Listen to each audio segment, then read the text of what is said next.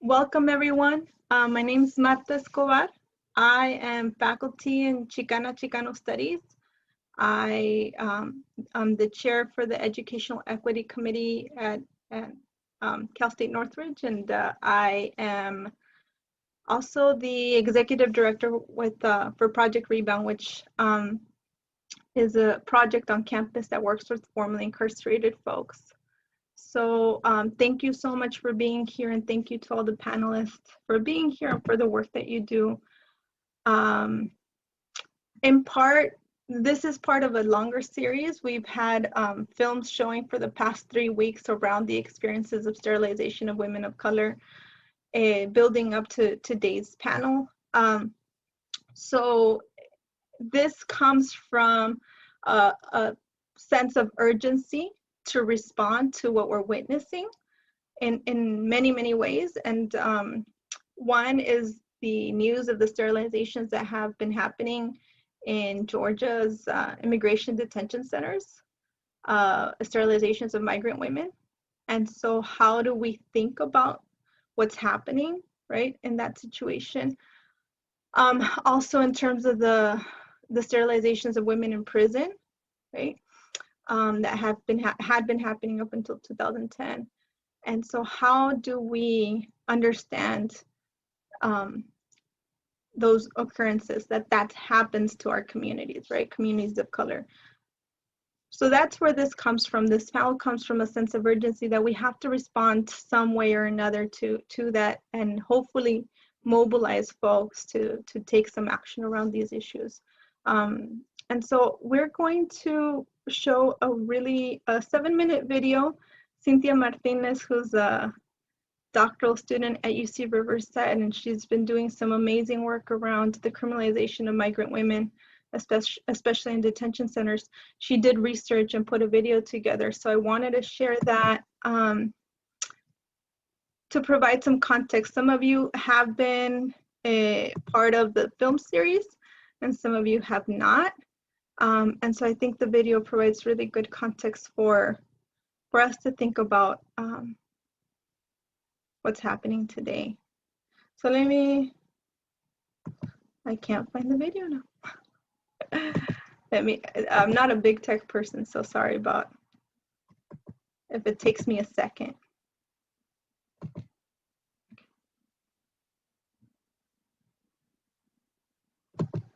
Let me see.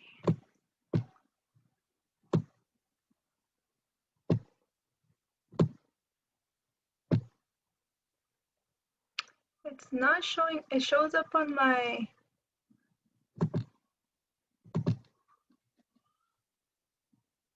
oh, I see it.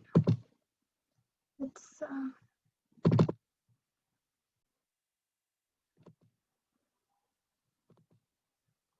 please let me know if you can't hear the sound. Carceral genocide refers to the way society is committed to addressing perceived and existent social problems through disciplinary and punitive confinement, and how processes and conditions of confinement make communities vulnerable to genocidal violence and premature death.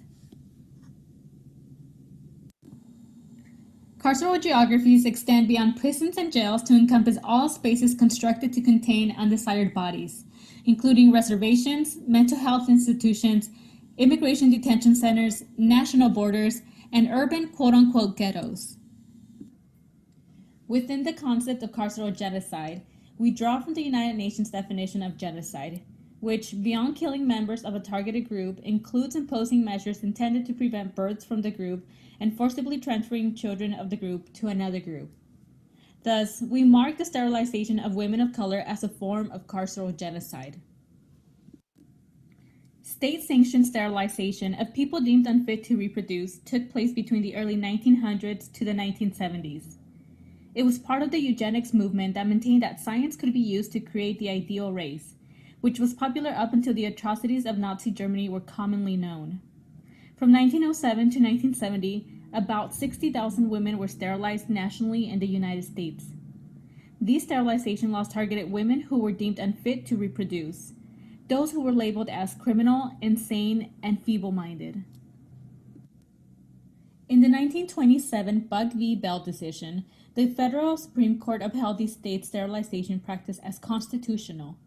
In the decision, Justice Oliver Holmes wrote, quote, "It is better for all the world if instead of waiting to execute degenerate offspring for crime, or to let them starve for their imbecility, society can prevent those who are manifestly unfit from continuing their kind.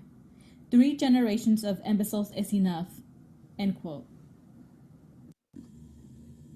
Sterilizations were a primary method of creating an ideal national racial identity by ending the reproduction of undesired bodies. Records demonstrate that women of color were disproportionately impacted. The example of Latinas demonstrates this point. From 1935 to 1944, people in mental health institutions with Spanish surnames were 3.5 times more likely to be sterilized than patients with non-Spanish surnames. California, the state with the largest Latina and Latino population, makes up for 1/3 of the overall number of sterilizations, approximately 20,000 during this time period. Some have described the state of California as the, quote, "most aggressive sterilizer in the nation," end quote. Later, in the 1960s, at the height of the civil rights movement and the radical racial consciousness sweeping the United States and the Third World, eugenics-based sterilizations were increasingly challenged and overturned. Despite the repeal of these laws, non-consensual sterilization procedures based on eugenic laws continued well into the 1970s. This is reflected in the federal class lawsuit Madrigal v. Killigan, which became one of the most well-known cases in California, in which 10 women of Mexican origin claimed that they had been forcibly sterilized by doctors at the Los Angeles County Hospital between 1971 to 1974. Nationally, the number of sterilizations peaked in the 1970s, with Native American, Black, and Latina women being sterilized at higher rates. In 1970, women of color were sterilized at twice the rate than that of white women. During the 1970s, up to 40% of Native American women, which was between 60,000 to 70,000 women, underwent coerced sterilization. California's sterilization history and the overrepresentation of Native American, Black, and Latina communities in sterilization records demonstrates how the bodies of women of color were targeted to contain their reproduction. Carceral genocide has been made more visible in recent reports and court cases exposing the pattern of forced sterilization of people inside women's prisons. Prison records and state audits solicited by the Center of Investigative Reporting revealed that 1,400 incarcerated women had been sterilized between 1997 and 2013. In California, at least 148 pregnant women received tubal ligations after giving birth while incarcerated between 2006 and 2010. This report also states that the majority of the women were Black and Latina women who were described as, quote, "likely to be incarcerated again," end quote. A parallel phenomenon is reflected in the nation's fastest growing carceral geography, the Immigrant Detention Center. In September of 2020, Project South, nurse whistleblower Don Wooten, and others filed a complaint detailing the forced sterilization of up to 60 Latina, Asian, and Black women while detained inside Irwin ICE Detention Center in the state of Georgia. Since then, there are reports of nearly 60 women who have come forward and shared their stories of being forcibly sterilized by gynecologist Dr. Mahendra Amin, referred by the women as the uterus collector. Another method of carceral genocide inside ICE detention lies in the trend of family separation and detainment of immigrant children, which has resulted in thousands of children lost in the system. In 2019 alone, 69,550 immigrant children were reported being held in U.S. government custody. Inside holding facilities, immigrant children are susceptible to various forms of abuse, including sexual violence by staff members and other detainees. Most troubling, carceral genocide is continued through the permanent separation of immigrant children from their family, as the U.S. government has lost track of thousands of children. In 2017, immigrant authorities were unable to account for the 1,488 immigrant children in U.S. custody. In 2018, a similar occurrence followed, with 1,500 children unable to be traced after leaving federal shelters. As previously stated, Sterilization and family separation are key mechanisms of genocide. In the United States, people who have been deemed criminal or unfit are vulnerable to various forms of state violence, including containment and violation of their reproductive rights. The attack on Black, Native American, Latina, and immigrant women's reproduction and motherhood demonstrates the continued significance of gendered and racial ideologies that make particular communities vulnerable to genocidal violence. Carcerality is central to this process. Once contained in these carceral spaces marked by criminality, violence is often enacted with very little recourse. So we worked to put together that short video in part because this is new to a lot of folks. This history is new to a lot of people, so we felt that we needed to have a common sense understanding about this.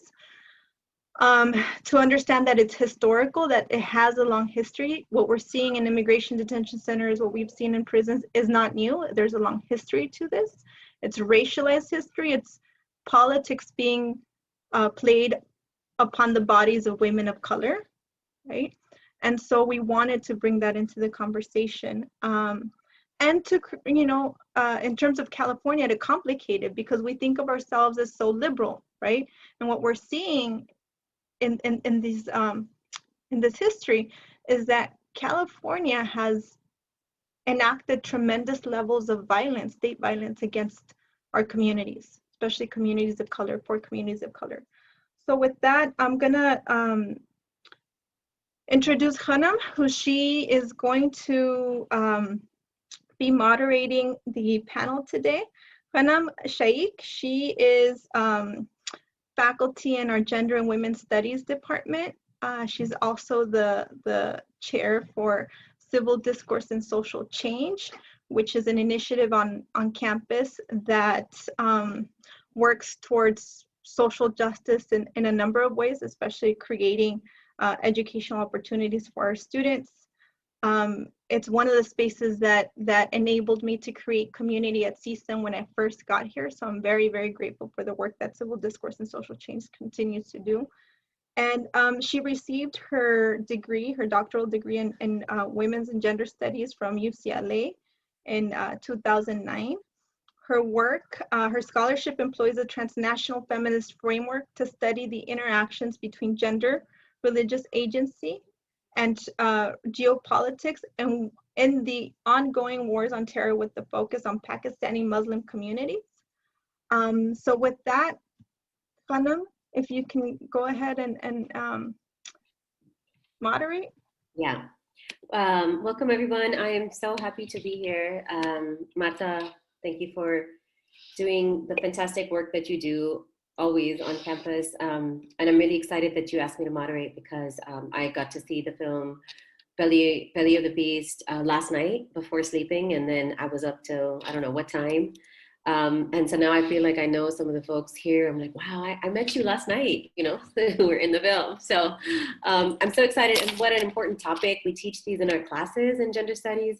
But it's so great to actually have people who are working right now in this at these specific intersections of violence to actually bring like real knowledge and perspectives to our students at CSUN. So I'm so excited to be here, and I'm really happy and lucky to be a part of this conversation. So I'm going to introduce the speakers, and then I will pose some questions to the speakers. And then at the end, we will have an open Q&A session for everybody who's here. I'm going to begin introducing all of the speakers first, and then we will begin with some questions posed to each speaker. So our first panelist is, sorry, let me bring my notes up in front of me, is Dr. Lisa Park, who is a professor and the chair of Asian American Studies. Sorry, I'm trying to juggle my screens. In sociology and in feminist studies at UC Santa Barbara. Dr. Park's research focuses on race, migration, and health justice, including the impact of welfare and immigration policies on Latina and Asian immigrant women's access to prenatal care. She's currently writing a book on medical deportations and the state of the healthcare safety net for low-income uninsured immigrants in the United States. Welcome, Dr. Park. The next person on our panel is Virginia Espino.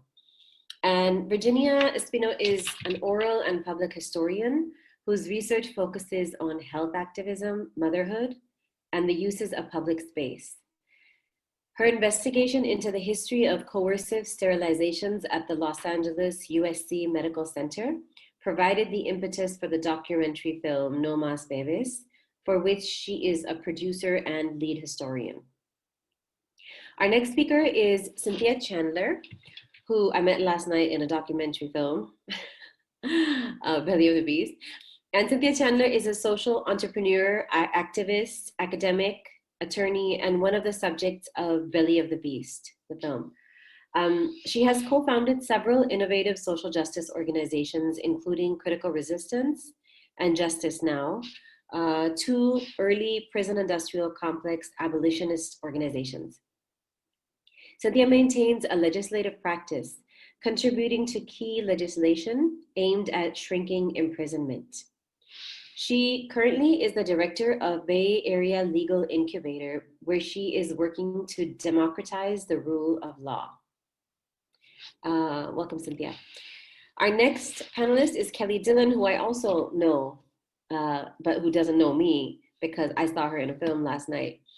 And Kelly Dillon was sterilized while incarcerated in a California women's prison. She draws from her experiences as a survivor of both interpersonal and state violence and is an advocate for violence prevention and intervention. She uses her personal experience of her life to educate others on the issues of community violence, as well as to empower others to take the necessary steps to break the cycle. We then have Marcela Hernandez, who is an abolitionist and a feminist activist.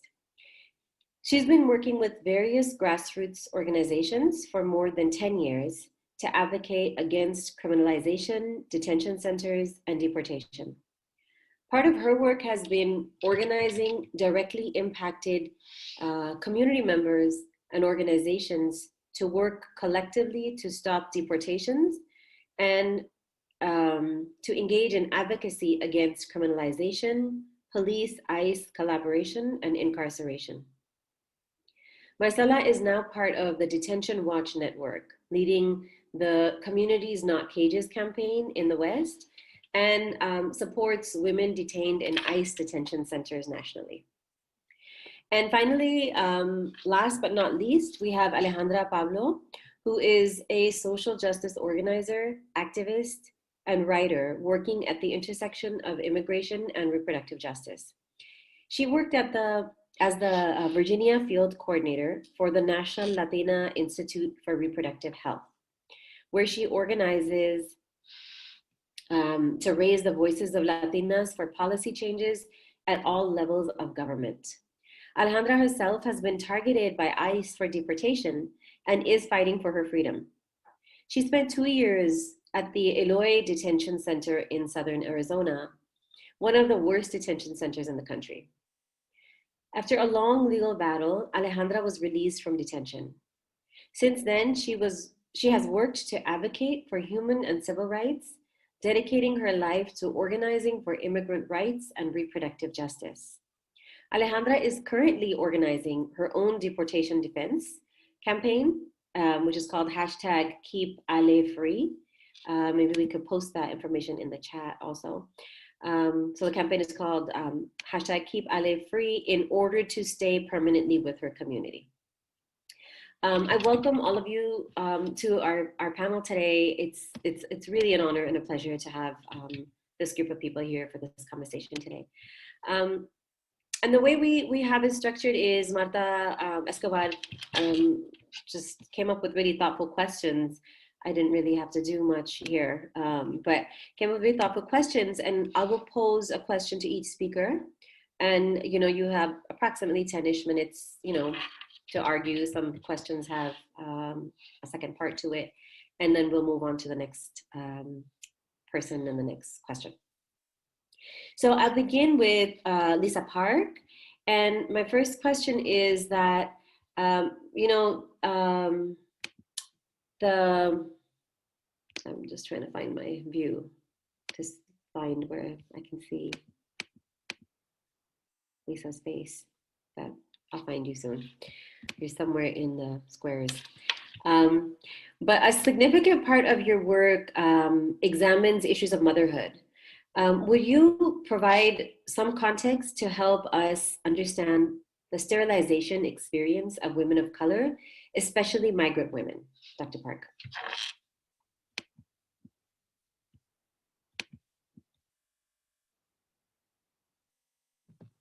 You know what, Hanum? I think Lisa Park was in here, and I don't know if she was kicked out. I don't see her in the participants list right now. Oh no, where did she go? She was here, right? Yeah, she was. But with technology, you just never know right now. So maybe if we can come back to her. Okay, let's move to the second question, and we'll get the context, the larger context, in a minute. Once we are able to get Lisa back. Okay, the next question is for Virginia. Virginia, you're there, I see you. So your incredible research has had a tremendous impact on our understanding of the sterilization experiences of women of Mexican origin. Can you share a little bit about your research and your thoughts on why women of Mexican origin were being sterilized during the 1960s and the 1970s, please? Thank you so much for that great question. Thank you for moderating. Thank you to CSUN for inviting me. It's an honor to be here with this panel, this esteemed panel of activists and scholars. Well, I'm from Los Angeles, and I'm of Mexican origin, born and raised in Northeast LA. And I learned about these sterilizations when I was in graduate school. So I spent my entire education in the public school system in Los Angeles, unaware of what took place, 5 minutes from where I grew up. So I was really outraged to learn this history of coercive sterilization practices. But for me, I identified with this story as Mexican American, Chicana, Chicanx, but also as somebody who grew up at a time when we weren't allowed to speak Spanish in the schools. We weren't allowed to celebrate our culture. My parents were, I would say, they were assimilationists in a sense, that they wanted us to have all the benefits and privileges of US society, white society. And so, stripped us of our language, our culture. So I really identified with being robbed of something. And I wanted to make sure that this story was a story that people across the globe could learn about and understand, and maybe it would provide a window into the kind of racism that Mexicans have experienced in the United States. And so this story really angered me, it frustrated me. And what was most appalling was that women were going, if you haven't seen the documentary, No Más Bebés, I'll give you a little update of what took place, or a brief summary. Women would go to the LA County Hospital for the delivery of their children. And then at that time that they were in active labor, they would go for emergency deliveries. They were probably in pain, bleeding. It wasn't a normal delivery. It wasn't a delivery that had been planned. It was generally an emergency situation where they needed intervention because the child was in duress. And at that time, they were approached by medical staff, not only doctors, but also other medical staff, social workers. In one case, in one of our screenings, we learned that a hospital volunteer, a middle school hospital volunteer who was bilingual and from the community, was used as a translator to explain the sterilization to one of the patients. So you had bilingual children translating, you had social workers, you had nurses pushing these sterilizations onto these women who were in labor at the same time that they were informing them about a cesarean section that they needed. So there was a lot of confusion, a lot of misunderstanding, a lot of shaming of individuals for having, quote unquote, too many children. And so these coercive sterilizations occurred in the labor room setting. And when I was writing my research, we weren't talking about it in terms of the carceral genocide paradigm, but it definitely makes sense when you think of the confined setting that women are in when they're in labor, and especially in the 1970s, when you can't have someone in with you as your advocate. Husbands weren't allowed in the room at that time. So women were really there on their own. So that's just some of what we document in the film No Mas Bebés. So Virginia, as a follow-up, how do you think this history connects to what we've learned about the sterilization of women in prison and in immigration detention centers? If you could sort of flesh that out for us, please. Yes, so I wanted to make a point about separating the sterilizations of 1970 with the sterilizations that took place under eugenic laws. So the sterilizations that, for example, Alexandra Stern looks at, Natalia Lira looks at, really focuses on sterilizations in penal institutions, in psychiatric hospitals that were, quote unquote, legal because there were laws on the books that allowed for that kind of sterilization to take place. In the 1970s, for example, in LA County Hospital, you didn't have these sterilizations take place under eugenic laws. They were more, I would say, backdoor eugenic sterilizations. There was eugenic thinking that led to these sterilizations on behalf of the doctors, ideas about poverty, ideas about women of color, ideas about immigrant women not being quality mothers, ideas about immigrant women abusing the public service system or public assistance. And so they practiced on these women, or they applied their beliefs onto these women. And I think those same things were happening in the Georgia Detention Center, where you have human lives that are not valued, typically immigrant lives that are not valued, and the children that they're bringing into the world are not valued. And so you have this abuse of the medical practitioner who is misinforming, lying to the patient, and then robbing them of their right to procreate. Thank you so much, Virginia. So to our participants, I would say if you have questions, jot them down. And at the end of this sort of the pointed questions that I will ask, then you will have an opportunity to pose more specific questions to each speaker on the panel as well. My next question is for Cynthia. You have an unbelievable trajectory of advocating for women in prison. And I would like to know if you can share about your experiences as an attorney doing this advocacy work, especially as it relates to reproductive justice for women in prison. Sure. So first off, thanks so much for having this panel and connecting all these different issues together.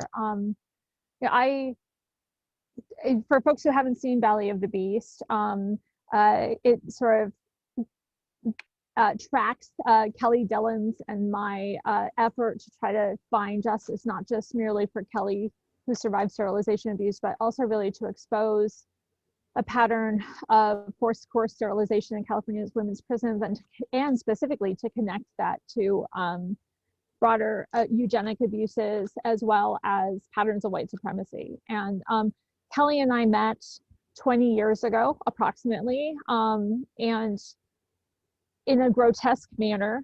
We met because I had the responsibility to go over Kelly's medical records with her and explain to her what I had been able to see, that she had been sterilized without her knowledge or consent while in prison. And that's a horrific way for two people to meet each other, and to say the least, a traumatizing way. And it really catapulted us into a 20-year crusade to expose these abuses and also challenge it.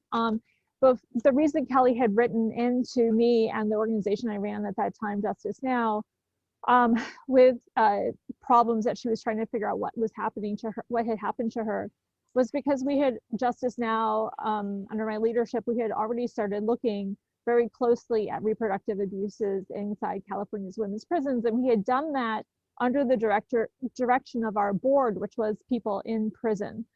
So we were the first organization in the United States to have our leadership board be composed of people who are in prisons currently. And our board immediately singled out reproductive care as one of the primary central areas that they wanted to look at and have us offer some assistance or recourse. And that reason was because it so aptly illuminated how white supremacy has infiltrated so many of our systems in our society, not merely imprisonment itself or ICE detention. It's also impacted our entire family structures in this society. And white supremacy and white nationalism through imprisonment and through the abuses inside prison and through imprisonment itself, which isolates people during their reproductive years, particularly for younger women who are doing longer and longer sentences. We wanted to be able to show how these systems, these carceral settings, were really being used as a mechanism to shut people off and disconnect people from their generation's past, their generation's present, and the right and ability to have a future, which we saw is really key to the functioning of carceral systems as a form of slavery, and also really key to showing how communities of color and other communities targeted for imprisonment were systematically being eradicated, not merely even in terms of their numbers and displaced in imprisonment or even to premature death, but literally having their future progeny erased. So we started looking at those issues, and I think, some of the key things I just wanted to illuminate that we found. I just want to say that the movie, of course, focuses on forced and coerced sterilization. I want to be clear about the numbers. The numbers in that beautiful short piece that we started with, which was a fabulous overarching piece for themes, talked about an audit in California which showed approximately 150 people who were sterilized during labor and delivery in recent years. But we know that the numbers are actually closer to about 2,500 questionable sterilizations. The audit that the state of California consented to was very specifically shaped and fixed in terms of its parameters in order to shelter a lot of high up officials from culpability and from responsibility in their role in having these sterilizations happen. And I think what I hope the film does is I hope that the film inspires people to realize that if you bond together and work hard and persevere, you can make change happen. Right. And so we're facing these incredible atrocities that are being broadcasted, and more people are aware of them. But we're also at this really important moment of change, where if we actually bond together, we are able to, and I believe everyone has the power to make very significant change happen. And I hope that that's really a big message of our film, and really is the lesson I hope folks get from my own advocacy, as well as from Kelly's and my joint efforts together.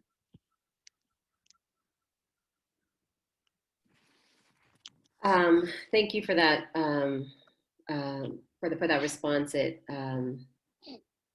It's powerful to think about what you're saying about like the sort of effort to disconnect from past histories and futures as well, right? Like, so that's really a powerful thought that I'm just kind of sitting with. But just a follow-up question. In the film, The Belly of the Beast, on the sterilization experience of women in California prisons, your collective work was central to passing a bill to prevent coercive sterilizations from taking place in California prisons. So can you share what is the impact of that work? Like, can you just talk about that a little bit? And second, can you think about how do you think it connects to sort of this issue of sterilization of migrant women in detention centers? So if you could talk about those two parts. Sure. So with studying prisons and working around prisons for almost 30 years now, you know, much of my work has been focused on what does justice really look like? What would accountability and justice really look like, and how could you stop significant harm? Hold on a second. Someone maybe should mute. But anyway, and one of the things that, in addition to this work challenging sterilization abuses, one of the things that Justice Now did over the last 20 years is we did a lot of research, participatory research in collaboration with people inside women's prisons on what systems of justice really would look like. And over again, common themes came out of that. And one of the common themes was a system of justice, true justice, not our legal system, but real justice, would ensure that when harms happen, they were acknowledged. They would ensure that people were offered a level of safety, that there would be also a means of atonement for the harm and trying to make people whole. And so I feel really strongly that when you don't have acknowledgement and atonement when harms happen, that harms are doomed to replicate. That you don't have a system of justice that actually sort of nips those harms in the bud and stops it from perpetuating. And we see this over and over and over again with police violence in our streets, where it's already illegal what's being done. It's already known to be an atrocity, and yet it continues to happen over and over and over again. But there's no state acknowledgement, there's no state atonement, and no real impetus for changing state violence. And so what we were trying to do with the bill, and what we did was a sunshine statute in California. These forced and forced sterilizations were already illegal. What we did was a sunshine statute to sort of shine light on it, to make sure all the players knew it was illegal, but also set up systems that require monitoring and data collection and publicity of it to try to make the state more accountable and acknowledge those harms. What we have not done yet, and there's already been a couple of items in the chat about this, what we have not done towards building accountability is to get both reparations for people who are historically sterilized by the state of California, both under eugenic laws and coercively in our medical centers against Latinas, as mentioned.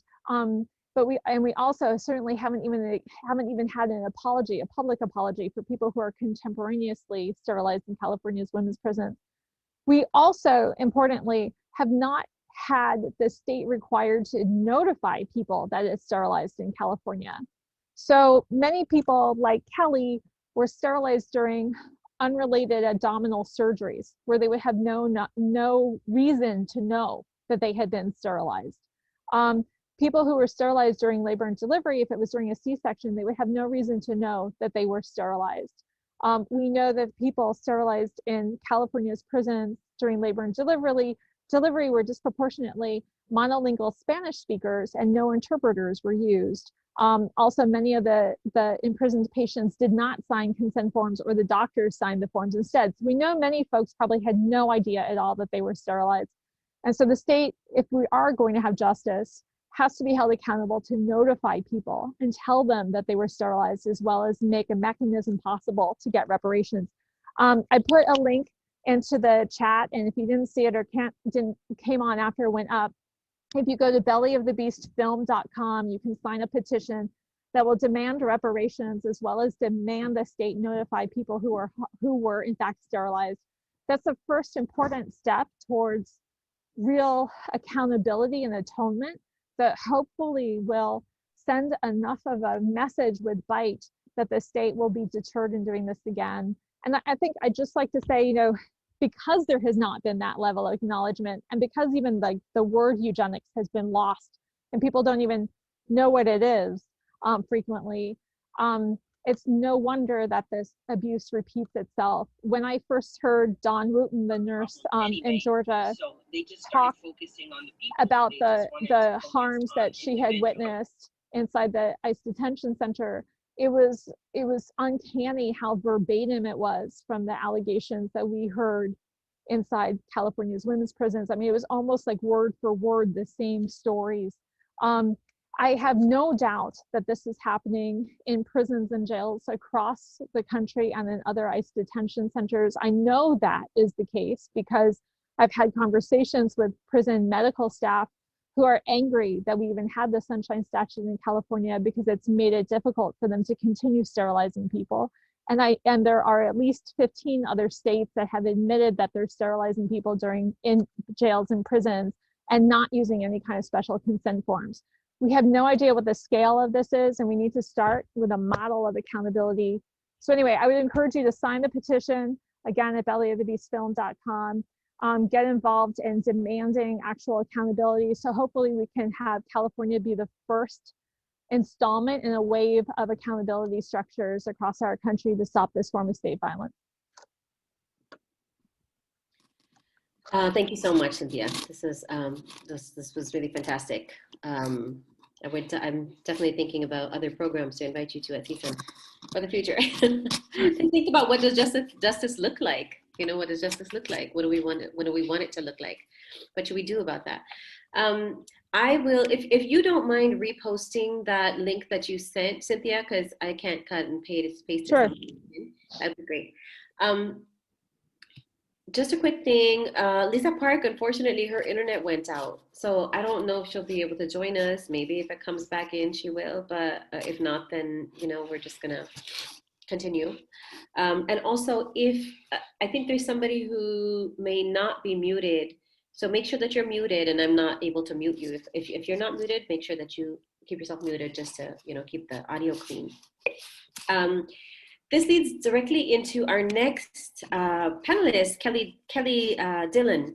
Kelly, my next question is to you. And some folks here, I don't know if everybody did, but I sure did, saw the film Belly of the Beast, where your story is featured. However, everyone hasn't had the opportunity to view the film or know about your story and your trajectory as an activist and advocate. Would you share a little bit about your own personal experiences of incarceration, including sterilization also? Yeah, let's begin with that. Hello, how you doing? I wish that we had the trailer. Is no way that we can show the trailer? Is the trailer pulled up? Or maybe if I can share it? So hold on, let me see if no, I would have to take it from the host. Okay, so I was trying to see if there was any way that we could share the trailer. Do you think we can? So then that way, as we I think so, Kelly. Marta, would you be able to Yeah, let me go to YouTube really quickly and I'll share my screen. Okay. Okay. So I just want to say hello, and just Martha, just give me the heads up when you're ready. But hello, everyone. Thank you so much for having us. I know me and Cynthia, spoke just now, and she is so she's just a wealth of knowledge when it comes to of issues of especially women or those that are incarcerated, just the system of things. And I'm so appreciative of her. Me and Cynthia, we have been in this fight for about 18, 19 years now. And so Martha says she's ready. And so I'm going to see so I'm gonna let her show the trailer, and then I'll get back.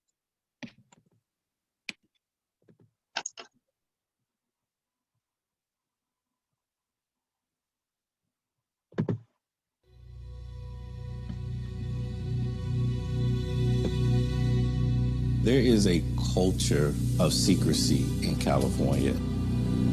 I have some fear. What kind of repercussions will I get for coming on and talking about this?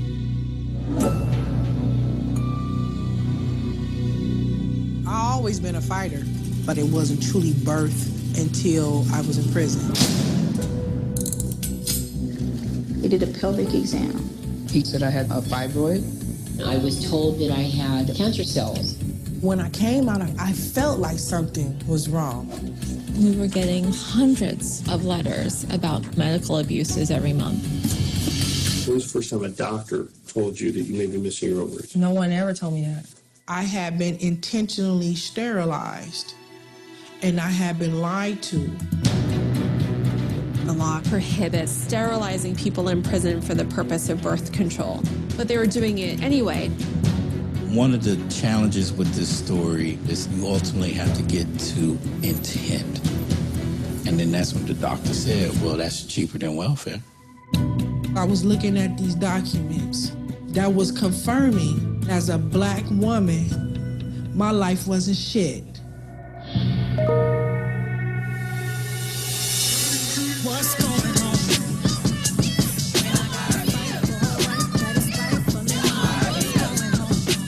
I was very much intimidated by whom I was going up against.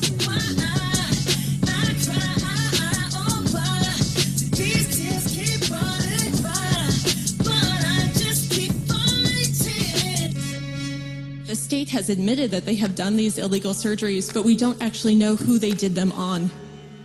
Women's become numbers. You don't get names. And that's what makes it easy to abuse them. Women in California being coercively sterilized is absolutely revolting. After all this pain, I'll never be the same. We have yet to get an apology. We have yet to be acknowledged. The state has to be made accountable. 'Cause some wounds never heal. Do you see what you've done?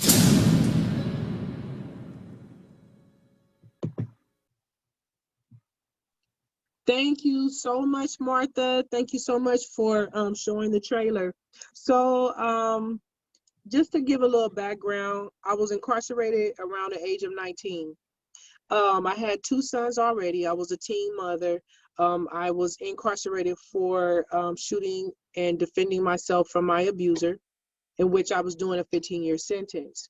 Around the time I think I was around 23, I had I had some spotting, some different things that was going on in my in with my reproductive.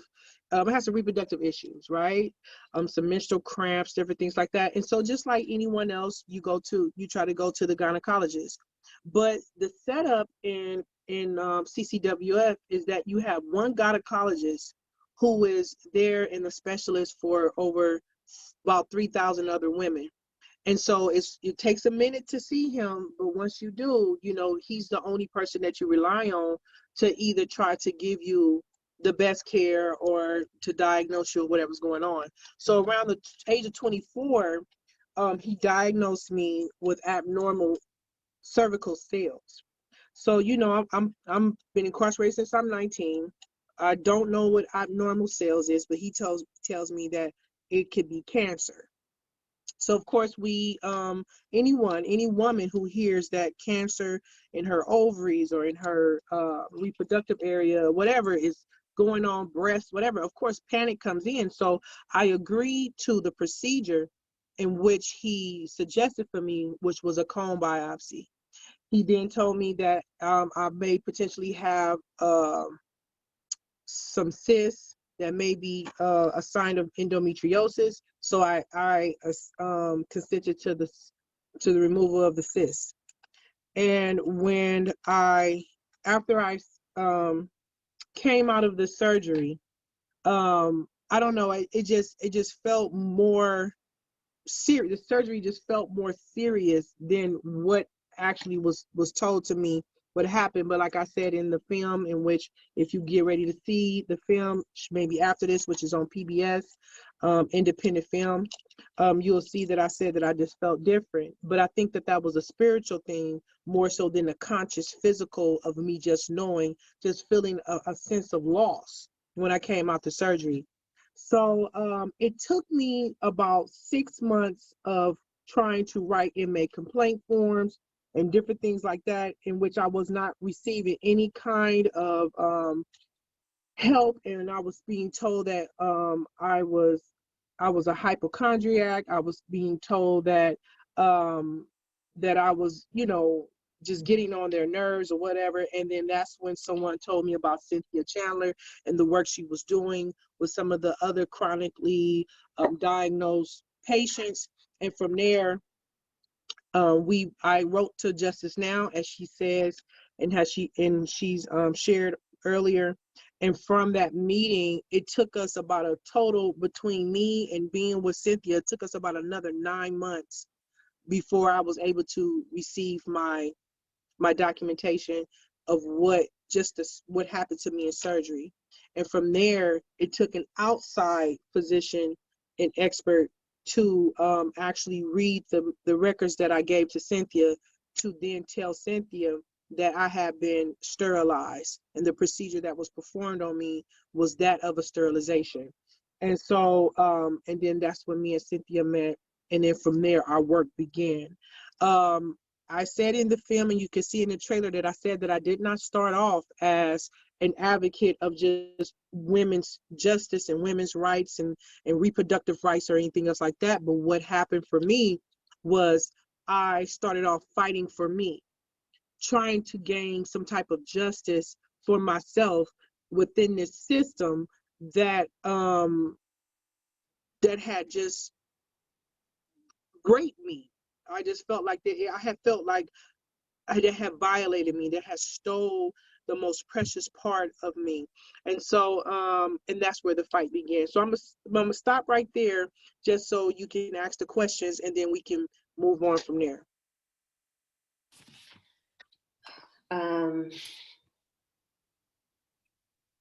Thank you, Kelly. We do have follow-up questions to ask. I'm so glad you thought to share the trailer of the film, actually.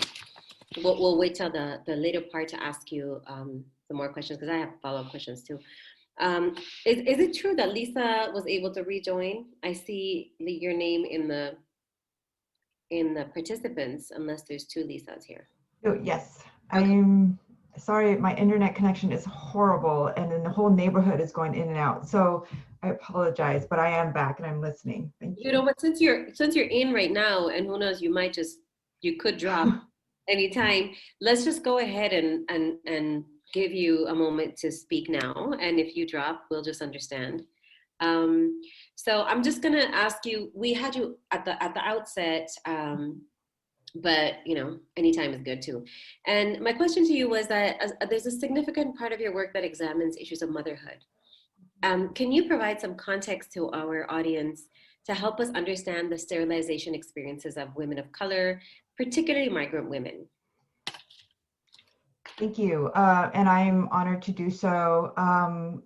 So my task today with you all is to share a little bit about the history, right? And I know you got some sense of that in the earlier film as well. So I won't go into a ton of detail about all of that, but I do want to stress a few other things as well, which is that I'll state the obvious, which is that women of color, you know, migrants and women with low income and disabilities in the United States have obviously endured a long history, right, of sterilizations, eugenics, and other forms of criminalization that have been used to control our reproduction.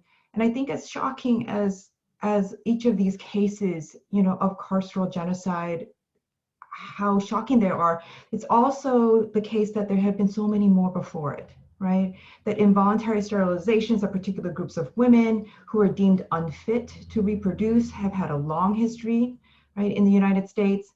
And that we know from you know, the testimonies that we're hearing now in the film, and with us, you know, from the folks who are here today, that as well as, you know, there have been quite a bit of scholarship on this, including by folks like Dorothy Roberts, that have shown that women of color, and certainly in terms of Dorothy Roberts' work, right, she showed how Black women have been restricted from exercising their reproductive choice.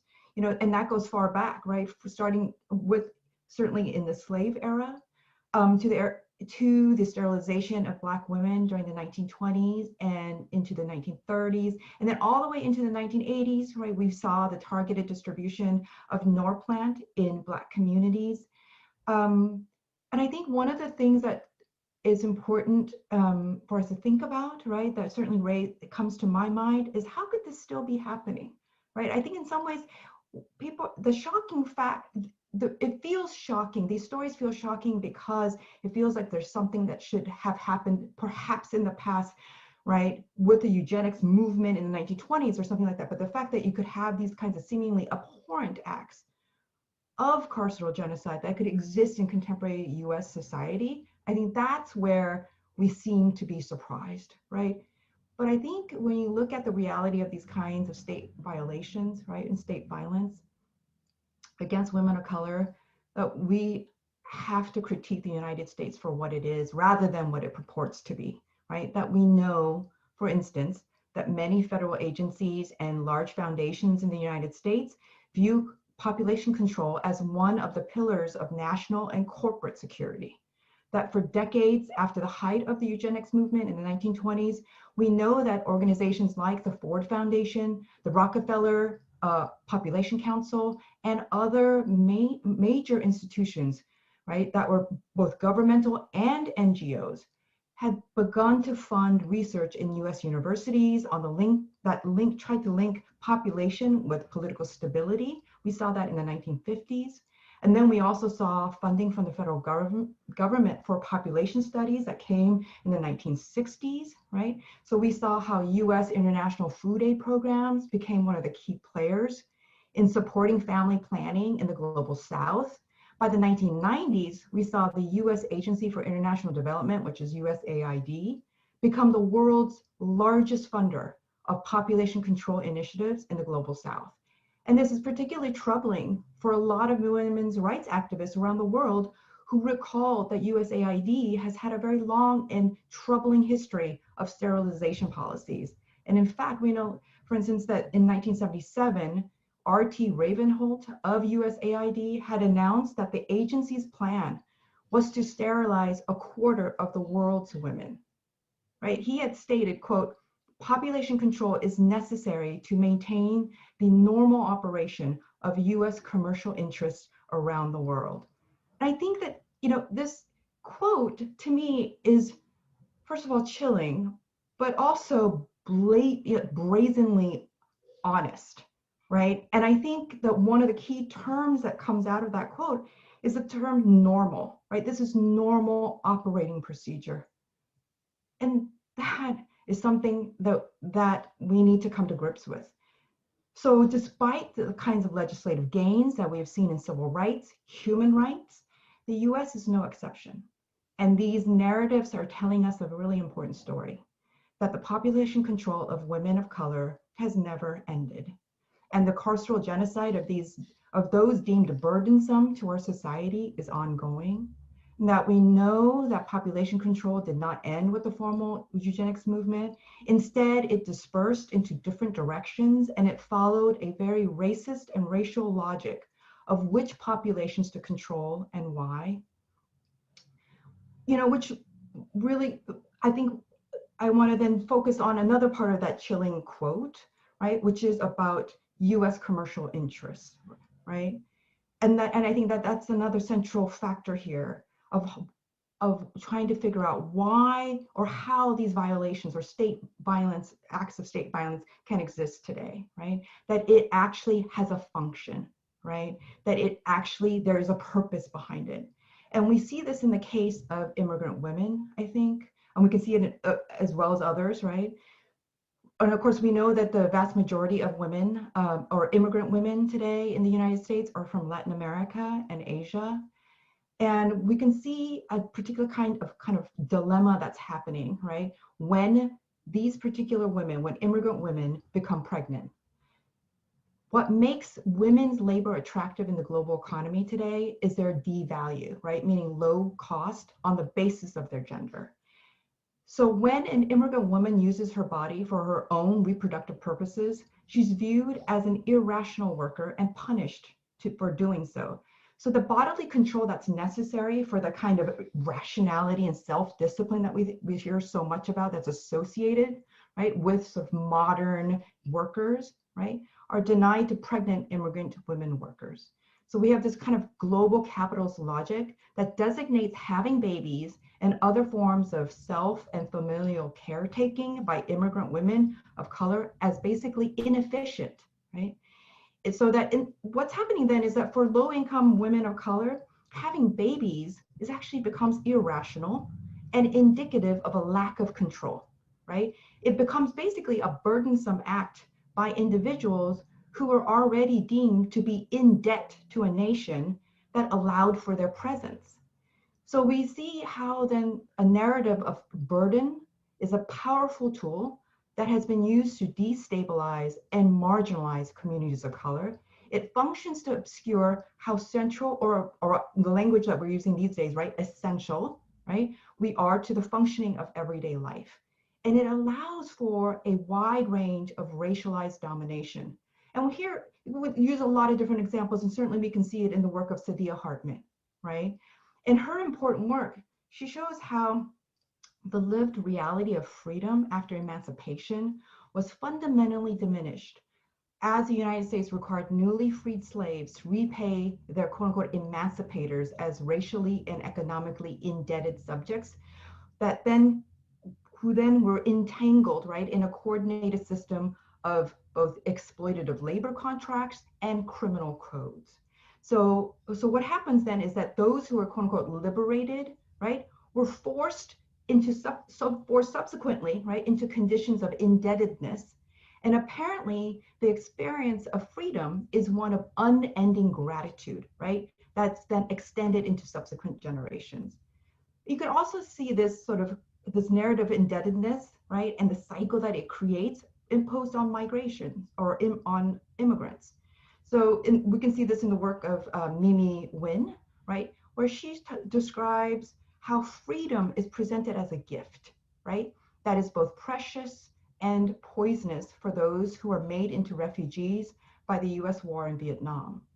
And what happens is that in presenting freedom as a gift, it becomes a debt, right, that's incurred in which recipients are obliged to repay.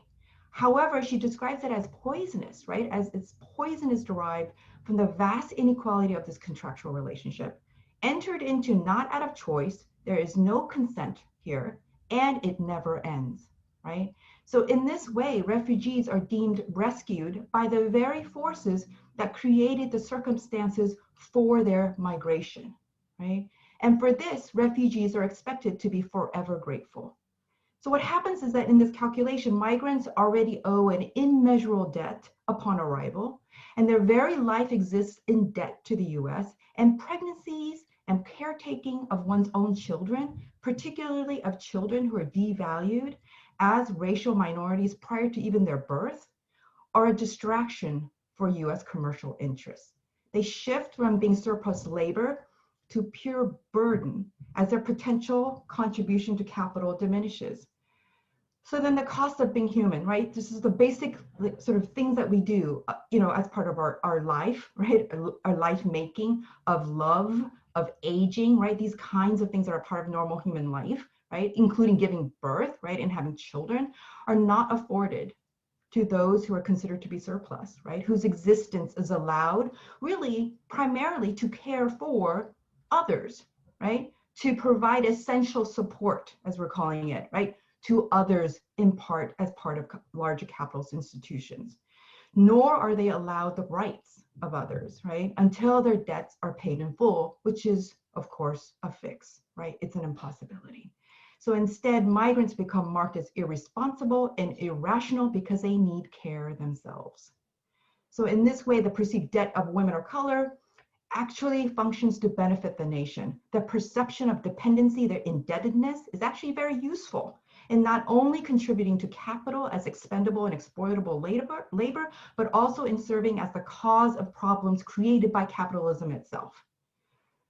So, and this is all happening, right, as we're privatizing public assistance, we're making major changes in welfare reform, right, and we're taking away more and more rights and entitlements, right? And then at the same time, we're punishing women, right, for needing the care that every human needs, right?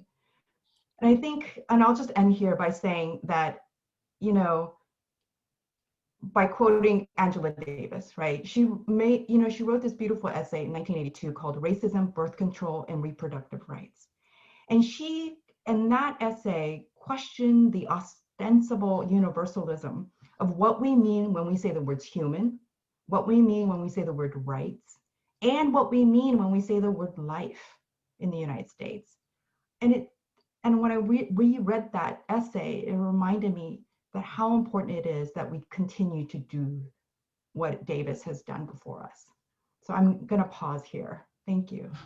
Thank you so much, Dr. Park. It is so great to sort of think about this also globally, to think about birth control, population control, birth control, women of color in a global context, to think about it in capitalism, what it means, to think about the meaning of life and freedom and debt and women's reproductive labor and how it's sort of punished. I'm going to ask the audience members to write down your question, like begin to think about your questions. We have 2 more panelists that I'm going to pose individual questions to, and then we hope to have a broader discussion based on your questions. And we have until 2 p.m., so we should have a good amount of time later on to hear from folks. My next question is for Marcela.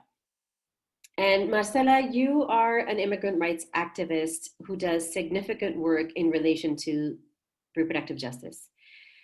What have you witnessed in immigration detention centers? Yes, hi everyone. It's an honor to share this space with all the other speakers. They set up such a good frame for some of the things that I'm gonna share.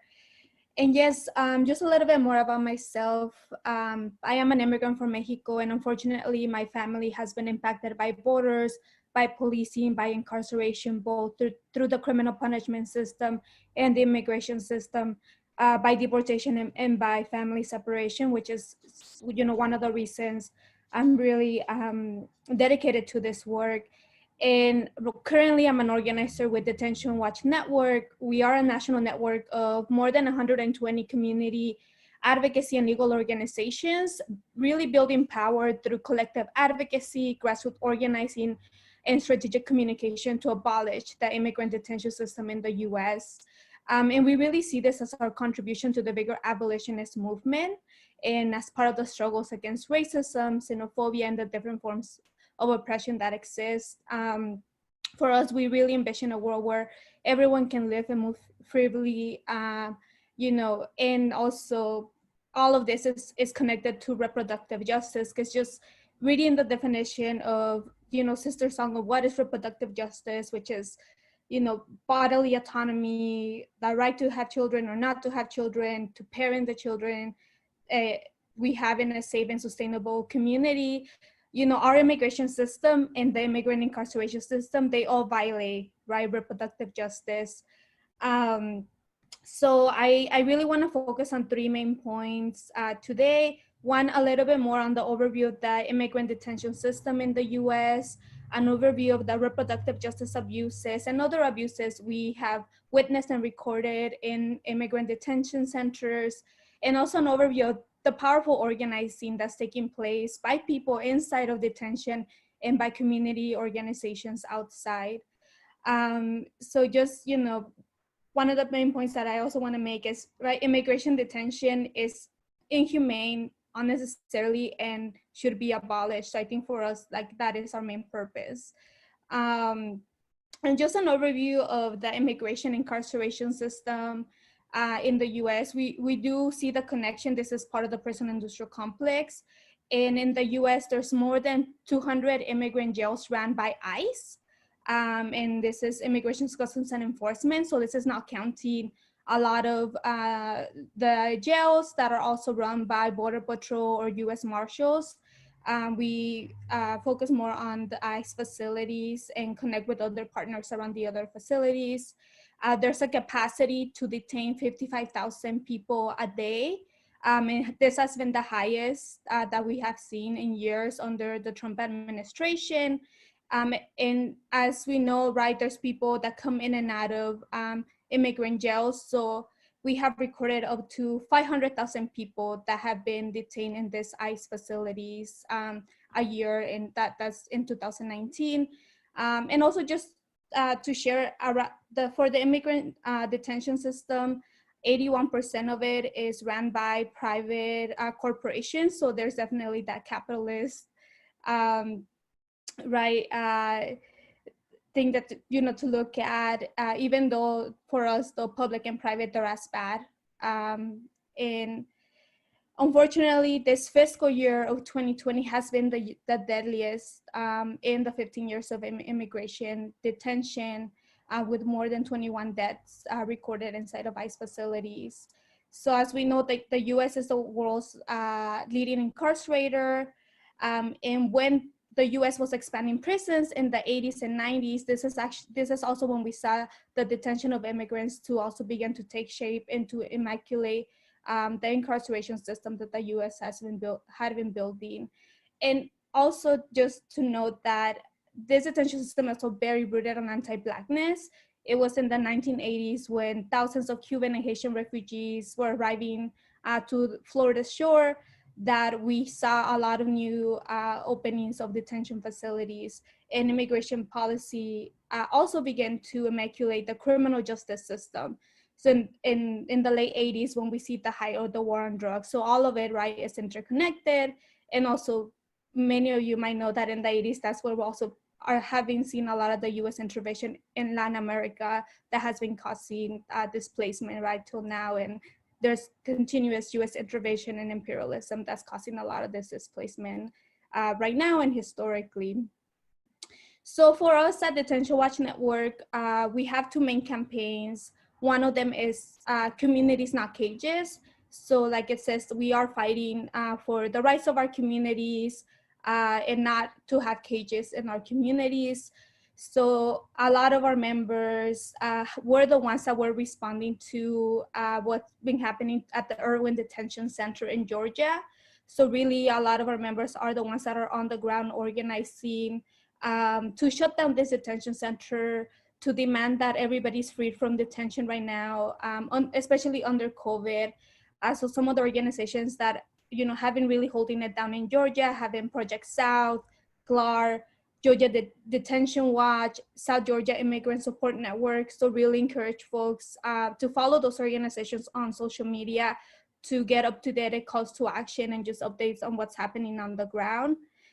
So yeah, like it was mentioned in September, a lot of this DWN members with partners released a 27-page complaint based on Nurses 111's accounts of what women were experiencing in ICE custody, which was unwanted gynecological procedures, including high rates of hysterectomies without informed consent, deliberate medical neglect, failure to test people for COVID-19, systematic undercounting of COVID-19 cases, and much more.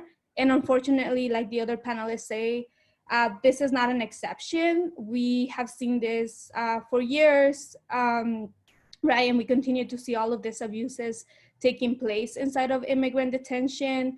At the Irwin County Detention Center specifically, we do have a lot of documentation around the record of abuse and neglect that has happened at that facility. We also collaborated on a report in 2017 that found that there was also a lot of sexual abuse taking place inside of that facility. Again, inadequate medical care, lack of clean drinking water, the rampant use of solitary confinement, which we see across the nation, which is seen as a form of torture internationally. So right now, Georgia groups are really coming together to form a holistic support system for the people and the women that have come forward to denounce all of these abuses. For those that are still detained at Irwin, and to really continue advocating against immigration enforcement that's, having folks end up at Irwin, such as like race or police ICE collaboration, and the shutdown of the Irwin Detention Center.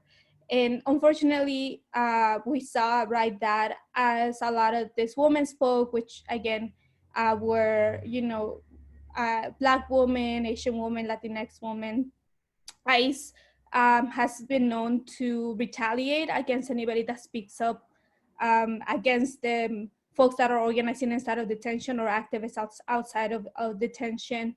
So we unfortunately have seen that ICE has supported some of the women that have spoken out. And right now, a lot of the Georgia groups continue to work with them even post-deportation to try to bring them back and to try to support them and make sure they can, so, they're as well as they could be in this just horrific retaliation that they're facing. So for the Georgia groups, yeah, again, the demand is for everybody to be free from the Irwin Detention Center and for the detention facility to be shut down immediately. I also want to bring up that AFSC and the Women's Refugee Commission recently released a brief around the experiences of pregnant immigrants and asylum seekers during COVID and pre-COVID that really speaks to the mistreatment and abuse of pregnant asylum seekers. And, you know, they have recorded also horrible abuses. And I wanna highlight three of the ones they uplifted there. And again, unfortunately, these are stories we continue to hear across detention centers and have, you know, heard like over the years and still today. So there was a Guatemalan asylum seeker who was forced to give birth at the border patrol station, you know, without any support, leaning against a garbage can. So just horrible, you know, abuses there. A pregnant woman from Honduras who were expelled to Mexico while this mother was having contractions and asking for medical attention and was in a medical attention and you know, deported while she was having these contractions. And a pregnant doctor from Cuba who had a miscarriage while in CBP custody and was returned to Mexico with her husband, where again she's struggling to pay rent and afford medical care. And so we had just seen like all of these violations, and this is why for us the solution is to really abolish this immigrant detention system and abolish ICE as well. I also want to lift up a lot of the powerful inside organizing that's happening, because folks inside of detention have been organizing for years, right? Black and brown immigrants and immigrant women are speaking out and really leading the movement to fight for their freedom and for their rights. So since March of 2020, we have actually recorded at least 42 hunger strikes across the country inside of immigrant detention, and many more instances of inside organizing, such as work stoppages, such as folks doing videos, delivering letters to elected officials.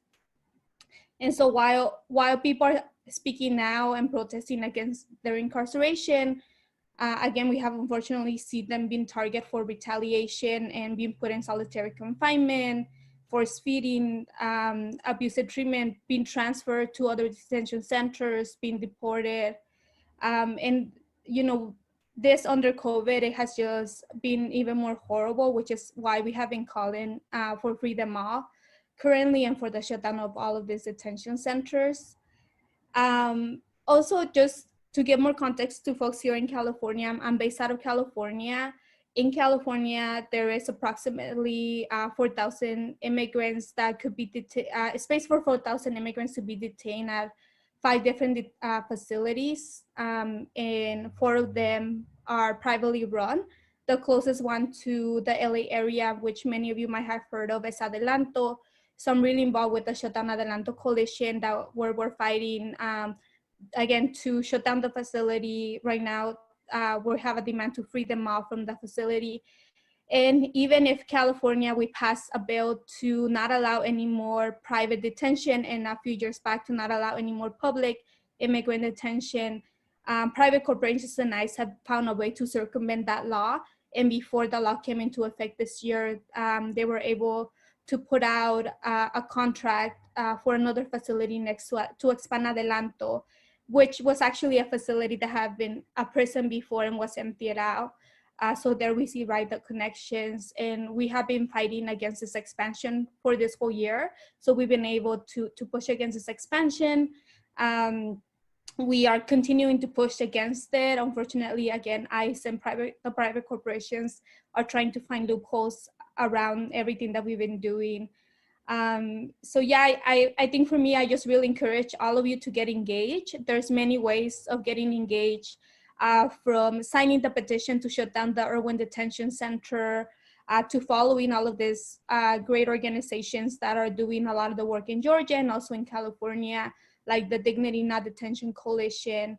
And also you can sign up to our action alerts. We send action alerts just, you know, once a month or once a week, just like letting folks know how they can plug in and join this fight to abolish immigrant detentions and abolish ICE. So yeah, I'll stop there and open for any questions or yeah, anything else. Thank you so much, Marcela. Thank you very much for that. And I see that in the chat, Virginia just posted some information. Cynthia has posted some information. And Marcela, feel free to put some of this information in the chat also, so that people have like written down access to some of the organizations you're talking about and some of the bills that we can, and petitions that people can plug into. Thank you so much. Last, we have on our panel Alejandra. And Alejandra, similar to Marcela, you are an immigrant rights activist. It's my understanding that you have been in an immigration detention center yourself, been in immigration detention. Can you share a little of your experiences, both as an undocumented immigrant and as an immigrant rights activist, particularly as it relates to reproductive rights, please? Yeah, thank you so much. Thanks to everyone that came before me. I learned a lot. I learn all the time. That's why I really enjoy doing this work. Hello, everyone. My name is Alejandra, pronouns she and hers. I'm out here in Autumn Yaqui land, Arizona, Phoenix. And yeah, I'm a community organizer, I'm a storyteller, and I think that comes from experiencing an injustice, right? Like Kelly shared, I wasn't really worried about everybody at first. I was like, oh shit, I just got arrested. Immigration just picked me up at my probation office. What's going on, right? What's happening? I'm actually, when people call me undocumented, I want to give, just talk about the privilege I have of actually, I'm a permanent resident, right? And losing my residency and now being able to organize and try to find ways to maybe possibly get out of deportation proceedings. And unfortunately, that's not the truth for a lot of people that are here, right? When literally you as a human, through policy, you've been illegalized, right? So it doesn't matter who you are, what you do. We see it on every time, right? There's out here in the border, these agents, if they hear you speak Spanish near the border, they'll ask you, what is your citizenship, right? To target you, to cage you, and deport you. The only reason ICE and Border Patrol agents exist. So for me, I come at this work as a very privileged person. I'm one of the lucky ones that I'm able to fight still from home. A lot of folks are mandatory detention, mandatory deportation, right? And I've had to come in and out of courts and in and out of court and being, re-detained a couple of times because, again, I'm criminalized, I'm targeted, I'm hunted down. Especially for doing the work that I, by sharing my story, by being unapologetic. Doesn't matter what charges the state has given me, I still deserve to be here with family. I still deserve to stay and remain where I decide. And I too get to move on. So I think, fighting deportation now under a third racist administration, one, because it's racist, because it's still pro-police. And if worldwide or nationwide, we're asking to defund the police because clearly police are here to, again, keep caging, keep criminalizing people. And still we have a presidency that doesn't want to do that or doesn't hear, right? Or, our cops themselves. So for me, it's really, really stressful to be fighting, detention. But I'm just, again, when I think about the folks inside, I remember when I was inside, I remember I remember having to fight really hard to even get any, healthcare inside. I remember they told me all of a sudden that I had an ulcer without even looking or doing any testing or nothing, right? Like they lie to you, they want to do testing on you. And it made me really think like, if I wouldn't have been like, no, I'm just gonna stop eating the food that you're giving me. I'm gonna invest in tuna every day and, make my parents and my family send me money because the food you're giving is literally like deteriorating the insides of me, right? But again, having the language to also defend myself in there, right? So I always think about the folks that are in there that don't have that, don't have access because everything's in English inside, but we have people that come with different dialects, right? For me, 2 years was a learning lesson and was like preparing me to come home and tell my story so then other people share their story and so that people remember that when we're talking about the 11 million people undocumented immigrants, whatever label you want to take, there's people with felonies. There's people with charges there, right? There's people that have been a part of really horrible experiences and situations, and we also want justice for them, right? We also want to free them and bring them home, and we want to get rid of the cages because we want to invest actually in our healing, in our mental health, right? In our communities, our neighborhoods, right? We want to start seeing each other instead of watching each other, but that's what the capitalistic society shows us, right? And unfortunately, a lot of our communities are still very much pro-police. And I think for me, the work that I do is not just to win my own deportation case, but it's also to talk about criminalizations, to release shame and really put the finger back on who needs to be the person and the end here. And that's our own policy makers, our own government that's criminalizing people and creating disposable people, right? Creating unsheltered people, right? Creating illegal people, right? And then we are, again, we become this debt. So I just want to shout out to the doctor who was talking about this debt, this like I just got so much more language and I was grounded more in the work that I'm here to do. But to me, it was really tough being inside, and I'm just, again, thankful that I get to be home. I had to go again to detention center. And again, these detention centers are run by private corporations. So for us to really talk about cost effectiveness to this corporation, right, when it's all about profit making, whether it's a state or a state funded prison or not, I just really think about that. And I'm a reproductive justice organizer because I think about my body. I want to have control over my reproduction, my production, my sexuality, my life. And caging is that immediate threat to that, right? And that's, again, especially mujer does that, right? That a non-citizen person, quote unquote citizen person, does that. It really pisses them off, right? So I think I really relate to people who, like Kelly, who had to resist just because this is my body, right? I want justice for myself. The same thing when you make me criminal, right? And also you force a person like me to make decisions to not become pregnant and not want to parent because I'm being haunted by immigration daily. I don't know when they're gonna knock on my door. They, fighting deportation in a very public way. So yeah, I don't want to take up too much time because I know we want to get questions. Let me see if I want to share anything else. Yeah, so I think for me the biggest, as a person again fighting right now, I'm actually giving today fundraiser. I'll share the bit.ly here, but I have opportunities. We keep organizing, keep trying to free folks from cages, right? I'm a proud member of the Detention Watch Network with Marcela. I learn a lot and get some resources to how to, again, keep building base, empowered to one day be able to not only free me from detention again, like, in 2018, but also to stop my deportation, right? And through people working together, through pro bono lawyers, private lawyers who are very expensive, that's why I'm fundraising, we're building, we're starting to explore strategies of how to, like, go back and look at the charges and add information that we that can actually change the impact that it has and possibly stop this situation. It's really complicated. I'm learning so much, but I think right now the biggest thing is to support people that are publicly fighting deportation. It's really hard. It's work that's not funded, right? It's very expensive. I'm raising $7,000 right now. Half of it is basically going to the Board of Immigration to approve the Board of Immigration. It costs money. So just having to organize constantly is really, it doesn't allow me or my family to rest. I have to tell my story over and over again. I just had to put a pause on a playwright. We were writing a beautiful theater play around the experience of my mother and I trying to stay together through the, through eyes, terrorizing us. And actually my family needs to heal. So I'm like, I need to also stop and heal, right? And this organizing becomes such a big identity.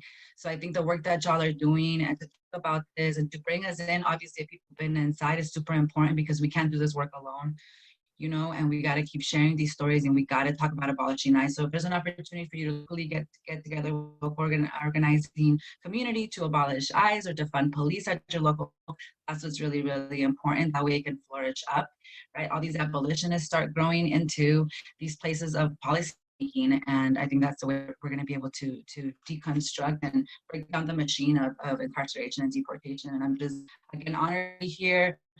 honored every day that I'm home and that I'm not inside. Just the other day, police got behind me, DHS cops roam around here in Arizona.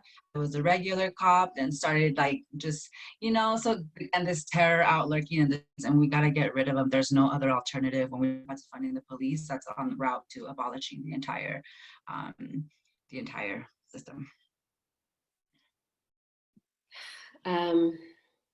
Thank you so much, Alejandra. This, as you can see from the chat, there's so many comments coming in, just thanking all the participants for your personal stories that you've shared, for the immense advocacy, for the history, for helping us think about just this incarceration, caging, reproductive justice. What does it mean to be free? You know, there's such sort of, we talk about rights and human rights so easily, but I think it's so important to just hear from these stories about how kind of empty that can be. That's kind of empty a little, you know, like, I mean, it's, we think, oh, this is still happening, but obviously it is, and happening very frequently, and the stories make it so real and concrete. So I just thank you so much. I thank Marta for organizing this, and I thank all of the panelists.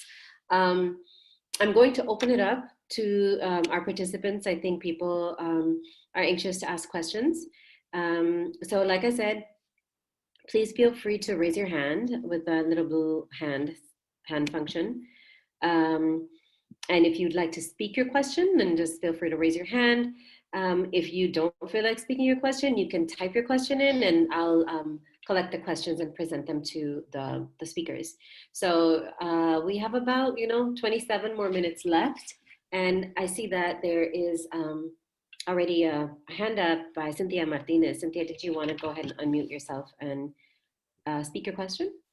Hi, folks. Hi, everyone. Thanks to all the panelists. You all could hear me, right? Okay, my mic wasn't working. Yeah, so thank you, Marta, also Professor Escobar.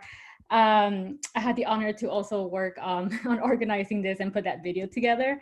So I really want to hear actually about this idea that the other Cynthia, Cynthia Chandler brought up about what does justice look like. So I know you all talked about it a little bit, but I want to hear more from Kelly and Alejandra on what does justice look like to you, especially coming from or making this connection on like the gendered violence in prisons and borders. What does justice look like holistically to address gender violence in all these spaces, prisons, borders, and detention centers?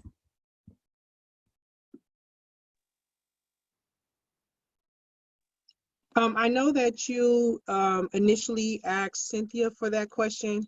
If Cynthia wants to answer first, or do you want to go, Cynthia, or no? Okay, all right. So I'm glad that you asked, what does justice look like? And I think that me and Alejandra was on another panel a few weeks ago in which that question was asked to us, because it's very different according to the survivors, right? You cannot have justice, or you cannot advocate for justice. You cannot say what the survivors want or what you feel the survivors need without talking to the survivors themselves. And so it took us a minute to even come to a place, and I believe Cynthia shared that earlier, of what reparations would actually look like. A lot of the work that we did initially, while I was still incarcerated, was getting like what was justice at that particular time, once we were finding out about the sterilizations and women trying to get their medical health, their rights, the justice for their rights and whatever was going on for them. That was one element of what justice looked like. And at that point, it was having California state prisons being held accountable for how they was treating us, how they were neglecting us, how they were abusing us, and how they were also, what we felt at the time, experimenting on us, because we felt that we were being experimented on. We did not realize until after the research was done that this was actually an agenda that had been going on for centuries. And so that was what justice was looking like for us. But now, since after the investigation and after everything that we have done, justice for us looks like the three things in which Cynthia laid out earlier. And that's something that we came up with in conjunction with the California Latina Reproductive Justice Project, as well as the California Coalition for Women Prisoners, and talking to multiple state facilities and getting that information and making sure that all of those meetings happen among women who were formerly incarcerated, as well as those that were in mental health institutions. Because I know we're talking about detainee centers, and we're also talking about state incarcerated or correctional facilities, but also know that this is also going on in certain state medical facilities, mental health facilities as well. Because just to kind of give everyone an idea is that when I was fighting my case, you have an opportunity to either go to a mental health facility for a medical and mental health evaluation to see if you're fit to go to prison. So sometimes the sentence in itself can be a mental health institution, and that's where a lot of those sterilizations were happening as well. But for us in the state of California, those three things were, number one, some type of financial compensation. But I want to say that the financial compensation which we were seeking, it was not just to have the money being allocated, even though we really deserve much more than what will be allocated to us, but it was also to go towards a committee that will identify and notify the unknown survivors and the survivors that are hidden within and behind the California laws of medical confidentiality, which is the HIPAA law. So CDCR, which is California Department of Correction and Rehabilitation, is hiding behind the HIPAA law of actually sharing their victims. So part of that reparational money will go towards that. The second thing will go towards a marker that will be set up throughout state California around the facilities that these injustices happen at, and to acknowledge those names and those survivors and even the ones who have passed away. And then the third thing is to make sure that that California is held accountable. So for us, that is what the justice looks like on our end. Hey everyone, Alejandra again, thanks. Yeah, I mean, justice looks like so many different things, yeah, I mean, when I first had that question, and it's probably a different one from the last time we got asked that, Kelly, but right now I first thought, like, justice, like, can there be justice, right, when on stolen land, right? Can I ask for free, like, for universal housing when there's still, stolen land right now? There's still land that's being mined here in Arizona, right? Indigenous people still don't have sovereignty, right? And I'm fighting deportation, right? So, like, could there be justice? And it just makes me really think. It's such a question that I reflect on all the time, right? Like, for me, I also think, like, justice looks like having abortions being, free, legal, accessible, right? And I think the reason why abortion is always at the forefront of reproductive rights, because at the end of the day, there's a policing state that's policing a body, right? And that's putting this body to labor only, right? Or then chooses to dispose of who shouldn't reproduce, right? So I think abortion is one of the biggest, like, type police that we have out here, right? When you go into a hospital too, you might have mandatory reporting, right? If they might think you had a self-managed abortion, for example, right? So, and then that's passed to the police. So for me, justice looks like a world that's anti-abortion, right? That's pro-people making decisions over their own bodies, right? Because we've created the communities that people want to live in, and we respect when people also don't want to parent. Some people just don't want to be parents. We have to be okay with that. So for me, justice is just like, wow, just loving everyone and accepting everyone as they are, leaving us alone while building community, right? I also thought about, we have a very physical piece of legislation with comrades of ours. A lot of us here are the New Way Forward. It's a federal legislation that really decriminalizes immigration, brings people back, takes away mandatory detention, mandatory deportation, gets rid of distorted labels, like labels that I have. I have a DUI that's called the crime involving moral turpitude, y'all. And that's why it's really hard to fight my case, right? And I'm not the enemy. I didn't consent to this either, right?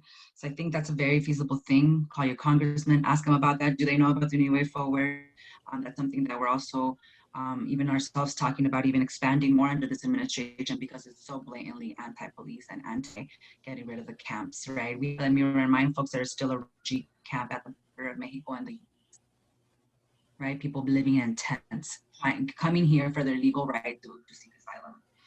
So I think those are the things I think about justice. It's sometimes, as as an abolitionist, I just think about justice as free mental health, right? Going through this, I need free mental health. I can't even, they expect me not to work during this deportation case, right? Things are so expensive, everything's going up, yet no workers' wages are going up, right? So I think, again, the biggest thing is just like, we saw through COVID that we needed more support, right? That we can't sustain this capitalism, and workers can't even rest. So for me, I don't know, justice looks like rest, looks like just a lot of free shit, because we know the money is there. Take it away from military, take it away from policing. The money is there. Can I add something to this question? I wanted to sort of throw something in about working as an ally, as a person who's not directly impacted. For me, also, there's obviously racial privilege as a white person. There's also class privilege, and in forums like this where we're at universities, I just want to remind folks that educational class privilege and things are also affect the equity of how we do organizing and activism across barriers. And so this issue you brought up, thank you for bringing up, like, what is justice? I think it's so important to look directly to people who are literally living the experience in that moment, not even just as an affinity, identifying with it because of a past experience, like say like a formerly imprisoned person, but people who are literally in it at that moment, to keep it authentic, to also make sure that in our movements we don't tokenize directly impacted people, but that they literally are able to shape their strategy, not just are used for their stories and sort of objectified through that.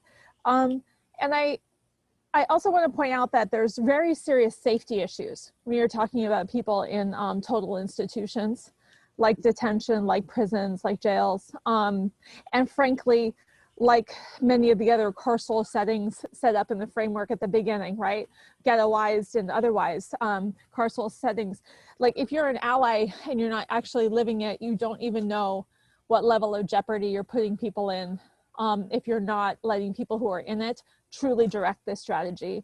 And I just wanted to say, like, as a baby lawyer, when I was so the earliest footage of me in the film in Belly of the Beast is when I was about 26 years old, really a baby lawyer, talking about the death of a woman who died alone in prison. That woman died because of her activism with me specifically, which is not in the film, but she was a peer health advocate.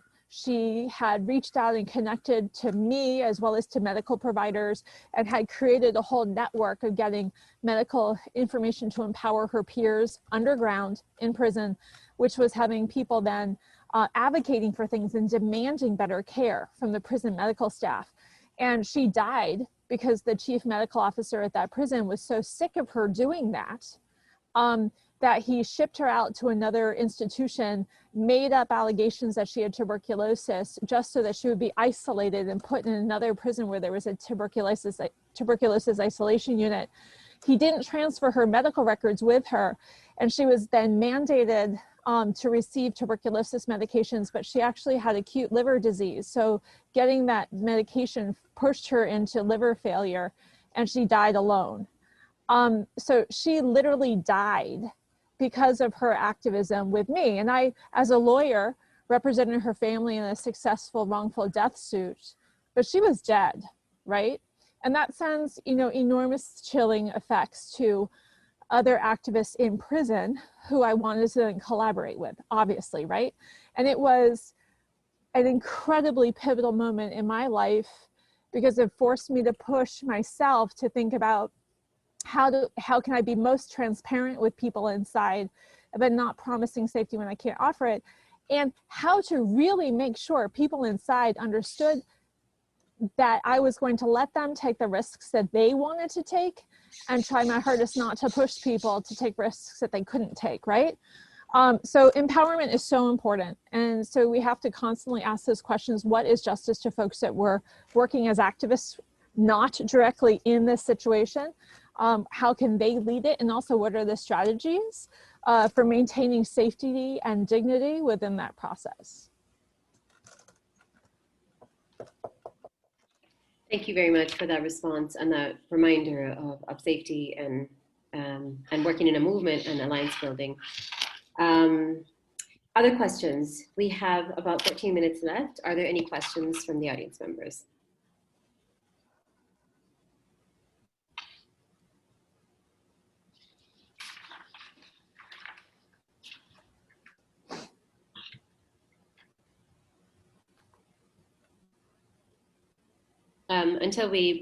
If we get any other questions, I don't see any hands up right now. I'm just going to ask the panelists, I had a bunch of follow-up questions, but I just, in the interest of time, I'm just going to open it up to you all and say, what do you hope people take away from this conversation today?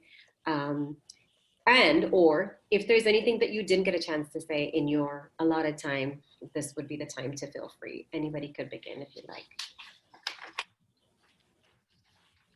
This is Virginia. I can say a few words about this idea of how do we define justice and how individual it is. I'm also not a survivor of sterilization abuse. I'm an ally as far as trying to alert the public to what took place in the 1970s. But what has happened with our documentary film is that public perception changed about immigrant women delivering in public hospitals. And at the same time that public perception changed, we had a change in political leadership. So a few years ago, the LA County Board of Supervisors issued a formal apology to the women who were sterilized depicted in our film, but also all the women who were sterilized between 1968 and 1975, I believe.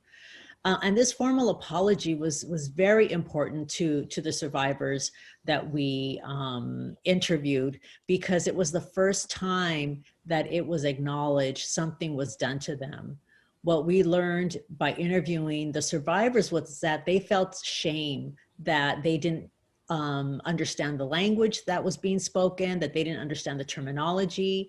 And so this apology was gave them a sense of closure in that story, that something was done to them, something wrong occurred, and finally there is this acknowledgement of that wrong. Because the LA County Board of Supervisors actually controls the LA County Hospital. And so they're in very close relationships with medical staff there. And so that was a huge move for us and a victory. And now there's an effort to create a public memorial, or at least a recognition project where people can go learn about this history and honor those who are survivors or victims of sterilization abuse at that hospital.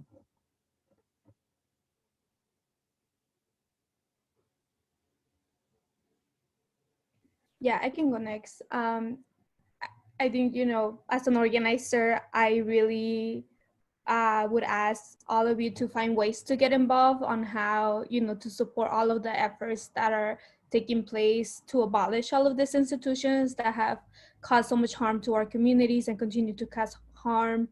And also, you know, with the last question, I wanted to uplift some of the organizations that are doing really amazing work, being led by immigrants themselves, but also, you know, supporting a lot of the inside organizing, the hunger strikes that are happening inside of the detention centers, really taking the lead from the folks organizing inside and setting up ways to support them through commissary, legal representation, post-release, and really also creating a pipeline of leadership.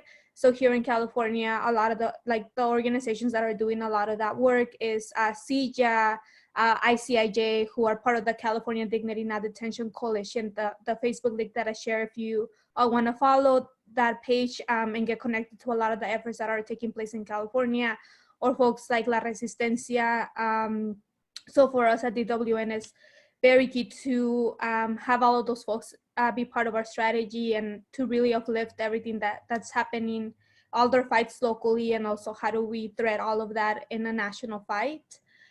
So yeah, just really encourage folks to sign up for DWN's action alerts, so you can easily just get engaged through signing petitions, coming out to car rallies, donating in whatever way you can.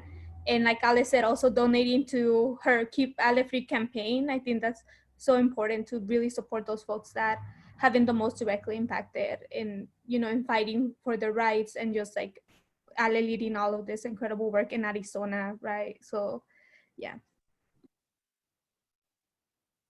Thanks, Marcela.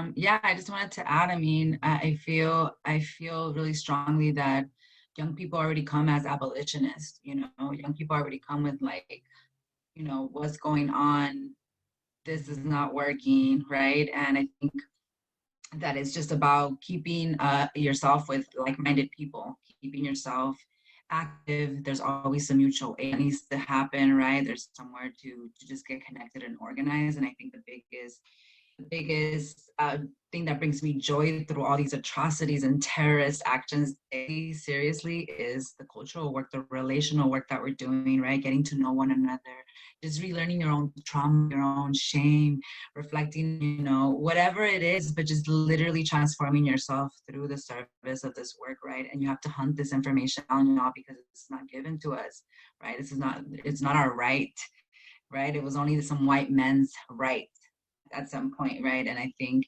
redefining, what that looks like, for each other and for one another is super important. So just keep organizing with like-minded people, right? Keep connected with other people. Individualism is, it's not healing. And so yeah, just be connected and again, keep supporting and talking, having conversations, because not everything, this is one thing that I learned, not everything that harms us is evil. And not everything that's illegal actually harms us, right? And I think that's where we have to really think about what are the things that we need as we're trying to abolish these systems. What do we got to create so we no longer ever have to need la policía? We don't ever have to talk about it. Some, why are we hungry? Why we don't have food, right? Because we're literally stealing, money from social services, right? Just anyways, yeah.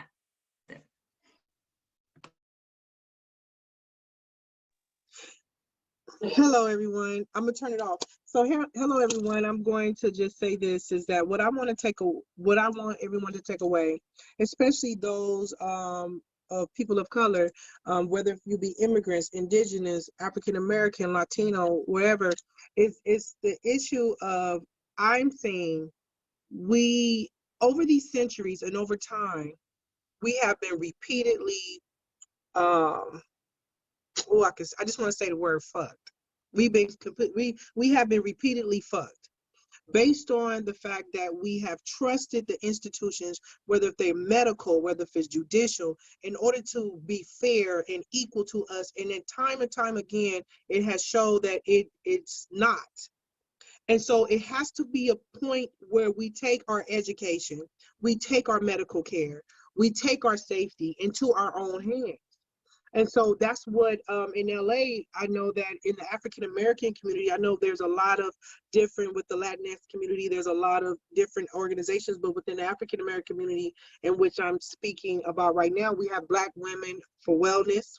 We have the doula program with the Black Infant and Family Organization. We also have the South LA, I believe is African American Infant and Maternal Mortality Community Action Team, in which we have where people can go in order to not only get prenatal care, but get maternity care and so forth. But there has to come a time where once we've been given the knowledge, we've been given the evidence, that we say enough is enough, and then we begin to take that power, we begin to take that responsibility for each other and for our community. We have to take it back, right? And so I think that that's where we're at right now. I think this is the reason for the movement, the knowledge that's being given, is to say, number one, to mobilize, to get the numbers to mobilize in order to bring some of these things down, to bring these institutions and these systems down and make them accountable, but also the knowledge is given in order to have enough to teach, have enough to care, to support, to assist the communities in which we're trying to protect, because we cannot trust America, the beautiful, to do it. It has shown time and time again that it is not yet ready to take on the responsibility of humanity, in which they beckon everyone to come to for this so-called American dream. So that's what I want everyone to take away, outside of also supporting the petition for legislators to push the budget in order to gain the reparations, and also support the film, the documentary. If you can, like you said, we have No Mas Bebes, we have Belly of the Beast, and there's so many other films that are out there. We have also Dorothy Roberts' book, Killing the Black Body, and just so many different things that we can use as educational tools for this moment. So that's what I want to say. Any last comments from the panelists? We have about a minute before we hand over to Marta Escobar to close out. I'll just say today's Giving Tuesday. So a lot of these orgs are nonprofits and they need your funding to survive. I know Justice Now needs funding. All these organizations that were just mentioned. I'm on the board for the California Latinas for Reproductive Justice. We need your support, both your social media activism, as well as any dollar amount that you could provide. And thank you. Thank you in advance.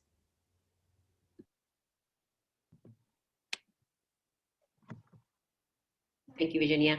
Marta, I'm gonna hand it over to you to just close out, because we have just a couple minutes left. I just wanted to thank everybody who is here on this panel. You were chosen because of the work that you do, because the amazing dedication that you have to creating just a better world for our communities. You committed your life to that, and especially in this moment when our communities are dealing with so much, right, with the pandemic and everything that we've been experiencing, we knew it was a lot to ask folks to participate, to add more to your plate. So it means that much more that you agreed to be here, right? Because we know how spread thin you are. But we wanted to have this conversation again because, one, a lot of people are not aware of what's happening in these carceral spaces, right? Of the kind of violence that's being enacted in our communities so we wanted to create awareness, but we wanted you all to come in because we know that you're doing the work. And for our community members, our students, there's faculty on the call, there's some administrators and community members to get involved, right? And you've provided such amazing resources. So what we're gonna do is we're gonna follow up with an email to people that participated, that were here in the panel, and with all the different resources, the petitions, the organizations, so that people can connect, right? And actually take some action around these issues. I tell my students I tend to be very depressing. I don't want them just to leave with this, right? The world is so heavy, but actually that there's amazing work that is being done to create a more just society for our communities, a better world, right? And that we all have a role to play in that. So thank you so much to everybody, and Hanam for just everything that you do on campus for our students and for the community, and for agreeing to moderate. So thank you. And we'll follow up with folks next semester for more discussions and amazing conversations. Thank you.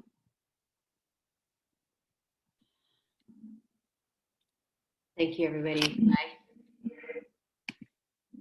Thank you. Bye. Thank you. Bye-bye. Thank you. God bless you, sisters. God bless you. Thank you for being here.